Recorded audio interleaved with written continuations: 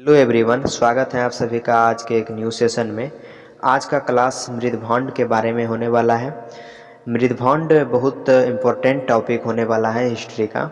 आप किसी भी एग्ज़ाम की यदि तैयारी कर रहे हैं और इसमें यदि जीके जीएस हिस्ट्री पूछा जाता है तो इसमें मृदभांड का भी क्वेश्चन होता है। तो बने रहिए लास्ट तक वीडियो में, आपका सारा पॉइंट क्लियर हो जाने वाला है, एक भी पॉइंट इससे छूटने वाला नहीं है। इसके बाद मेसोपोटामिया की सभ्यता, ये सभी सारे के सभ्यता जो हैं ये हम अगले वीडियो लेक्चर में कवर करेंगे, क्योंकि वीडियो बहुत लंबा हो जाएगा यदि हम सभी को इसमें कवर करें तो चलिए वीडियो को स्टार्ट करते हैं। इसके पहले हम ऑलरेडी 3 क्लास करवा चुके हैं हिस्ट्री का। यदि आप उसको नहीं देखे हैं तो डिस्क्रिप्शन में उसका लिंक दिया गया है, आप प्लीज़ उसको जाकर वॉच कीजिए, जिसमें कि हम प्रागैतिहासिक काल और सिंधु सभ्यता के बारे में बता चुके हैं। तो चलते हैं आज के वीडियो में। मृदभांड आप अभी के जो घड़ा होते हैं, अभी आप घड़ा का नाम सुनेंगे, वही होते हैं मृदभांड। घड़ा आप इस फिगर में देख सकते हैं, इस फिगर में जो देख रहे हैं आप, यही है मृदभांड।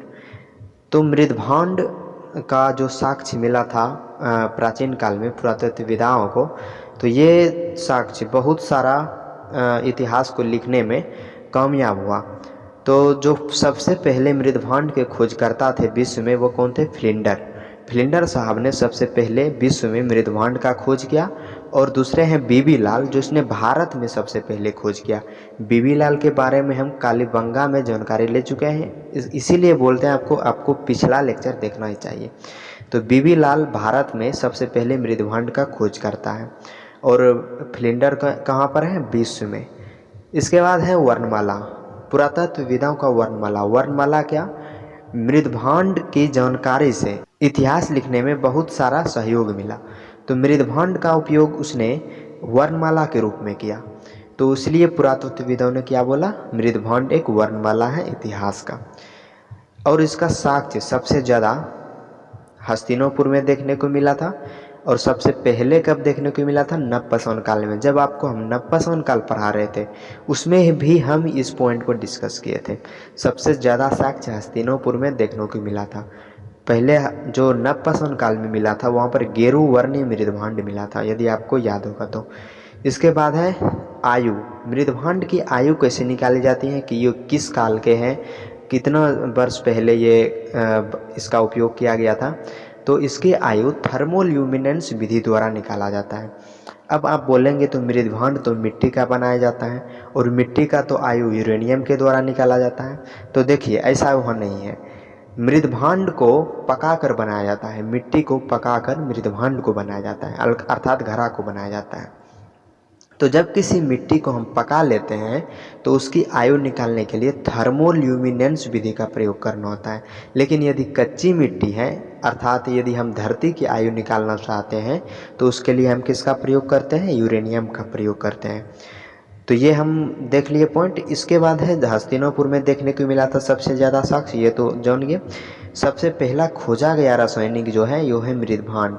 सबसे पहले जो खोजा गया रासायनिक है वो, मतलब कि मृदभांड को पुरातत्वविदाओं ने रासायनिक कहा। इसीलिए रासायनिक कहा क्योंकि यह एक बहुत अच्छा खोज था, जिससे कि हम बहुत सारा काम कर सकते थे।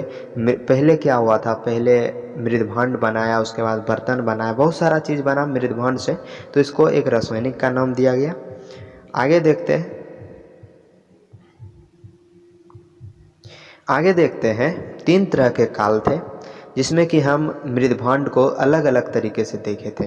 3 तरह के काल कौन कौन से? एक हड़प्पा काल, एक वैदिक काल, एक महाजनपद। महाजनपद में ही हम आज तक के जो मृदभांड है उसको शामिल कर लिए हैं।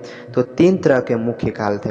हड़प्पा काल में गैरिक मृदभांड देखने को मिले हैं। गैरिक मृदभांड मतलब गेरू वर्ण मृदभांड, जो कि इंग्लिश में उसको बोलते हैं ओकरी कलर पोट्री। ओकरी कलर पोट्री, आप उसको इंग्लिश में भी ध्यान में रखिएगा, क्योंकि बहुत जगह पर इंग्लिश में ही पूछ दिया जाता है। वैदिक काल में चित्रित धूसर मृदभांड मिले हैं, जिसका इंग्लिश होता है पेंटेड ग्रे वेब। बहुत जगह आपको सिर्फ PGW लिखा हुआ मिलेगा, तो आपको ध्यान में रखना ये क्या है? वैदिक काल के मृदभांड है, जिसको चित्रित धूसर मृदभांड बोलते हैं। अगला है महाजनपद। महाजनपद में क्या मिला था? उत्तरी काली चमकीला। ये ज़्यादा उत्तर की ओर देखने में मिला था, इसीलिए इसको उत्तरी काली चमकीला बोला गया। तो उत्तरी काली चमकीला जो मृदभांड थे इसको क्या बोला गया, नॉर्थ ब्लैक पेंटेड। हड़प्पा कालीन के जो मृदभांड थे ये लाल कलर के मृदभांड थे। वैदिक कालिक जो मृदभांड थे ये प्रीमियम। प्रीमियम क्या होता है, प्रीमियम का मतलब हम यदि सरल भाषा में समझें तो प्रीमियम ट्रेन का नाम आप सुने होंगे, जिसमें कि बहुत सारा अदर फैसिलिटी दिया जाता है और वहाँ पर सिर्फ उसे फेमस व्यक्ति ही जाते हैं उस ट्रेन से, क्योंकि वहाँ उसका किराया बहुत ज़्यादा होता है। यहाँ पर हम प्रीमियम को कैसे लिंक करें, तो प्रीमियम का मतलब यहाँ पर होता है कि यहाँ के जो मृदभांड थे उसका उपयोग बहुत ज़्यादा आता था, अर्थात हम उसका उपयोग ग्लास की तरह कर सकते थे, थाली की तरह कर सकते थे और बहुत सारे बर्तनों की तरह कर सकते थे। और इसका उपयोग जो करते थे वो बड़े लोग होते थे, फेमस व्यक्ति होते थे, इसीलिए ऐसे मृदभांड को प्रीमियम मृदभांड बोला गया। तो देख लिया आप, हड़प्पा का मृदभांड कैसा था, लाल था। वैदिक काल के मृदभांड का क्या था, प्रीमियम था। और महाजनपद, अब महाजनपद क्या था, उत्तरी काली चमकीला मृदभांड। महाजनपद के मृदभांड का नाम उत्तरी काली चमकीला मृदभांड, इसके इंग्लिश में बोले तो नॉर्थ ब्लैक पेंटेड मृदभांड।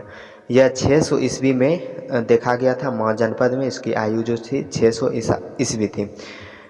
यहाँ रासायनिक का मतलब क्या है, अब यदि कोई चीज़ चमकीला दिख रहा है तो ऑब्वियसली बात है उसमें कुछ रसायन का प्रयोग किया होगा। तो यहाँ पर इससे यह पता लग रहा है कि महाजनपद में रसायन का प्रयोग होता था, जिससे कि मृदभांड को उत्तरी काली चमकीला बनाया जाता था। हम आपको पहले ही बोले मृदभांड जो है ये क्या है, पुरातत्वविदाओं का वर्णमाला है। इससे बहुत सारा इतिहास लिखने में सहूलियत हुआ है। आगे है कॉमन मृदभांड। कॉमन मृदभांड का मतलब कि इस सभी जो काल है, हड़प्पा काल हो गया, वैदिक काल हो गया, ये सभी जो काल हैं इस सभी में ये मृदभांड पाए गए हैं। काले लाल मृदभांड या इसको कृष्ण लोहित मृदभांड बोल सकते हैं। तो कॉमन मृदभांड क्या है, काले लाल मृदभांड और कृष्ण लोहित मृदभांड। इंग्लिश में इसको बोलते हैं black red ware, black red ware. तो ये सभी जो काल थे, हड़प्पा थे, वैदिक थे, महाजनपद थे, सभी में यह मृदभांड देखने को मिले हैं। अर्थात ताम्र काल से महाजनपद तक, महाजनपद नहीं अभी तक जो है, अभी तक जो काल चल रहा है 2022 ईस्वी, इसमें भी हम इस ऐसे मृदभांड का यूज करते हैं। आगे देखते हैं, मिट्टी की आयु यूरेनियम विधि द्वारा निकाला जाता है। आपको पहले ही हम बता दिए कि मृदभांड की आयु हम कैसे निकालते हैं, थर्मोल्यूमिसेंस विधि द्वारा।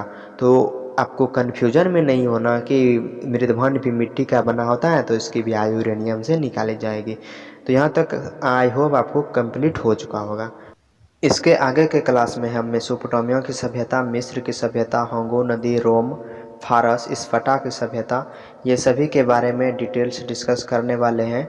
तो सब्सक्राइब कर लीजिए चैनल को यदि आपको वीडियो ये अच्छा लगा हो तो, और आगे की वीडियो का अपडेट पाने के लिए। Thank you.